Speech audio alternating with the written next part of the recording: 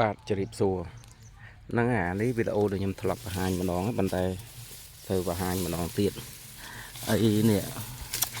ពួកអាសัตว์វាស៊ីដើមឈើណានេះអញ្ចឹងនេះហើយយើងងាយឆ្កឹះរកវាទេណាអញ្ចឹងនឹងនៅណានៅណីអញ្ចឹងអានេះយើងឆ្កឹះទៅមកឲ្យតែវាមានប្រហោងហើយយើងប្រើអាថ្នាំរ៉េតនេះអានេះរ៉េតអី Ranger របស់ស្មែដាក់ទៅងាប់ខ្ញុំបាញ់វាបុកហើយអាហ្នឹងខ្ញុំដាក់ដូងក៏ចឹងដែរដូងមួយខែខ្ញុំបាញ់ម្ដងទៅអត់អីទេបើសិនអត់បាញ់ទេមេនោះវាទៅស៊ីដល់កហើយតែយើងប្រើអានេះព្រោះដាំតិចយើងអត់មានបានទៅទិញថ្នាំអីដូចគេ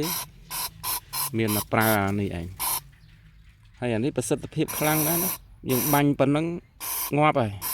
អត់រស់ទេតបែកខ្ញុំក៏ចឹងដែរតបែកខ្ញុំបាញ់តែហ្នឹងឯងឥឡូវអត់មាននេះស៊ីទេប៉ុន្តែវានៅអាពពួកចៃនោះវាទៅចៃសឡើងទុំស្លឹកហើយនឹងអាធ្វើឲ្យផ្លែវារៀងអុចខ្មៅបាទអញ្ចឹងដល់ពេលដែលយើងនេះតទិញថ្នាំមកបាញ់នេះបើវាស៊ីដើមអញ្ចឹងយើងប្រើតែអាពួកថ្នាំបាញ់មូសហ្នឹងឆ្កឹះប្រហោងវាមានប្រហោងទៅហើយយើងបាញ់វាចូលទៅដល់ងាប់បាទអញ្ចឹងអរគុណ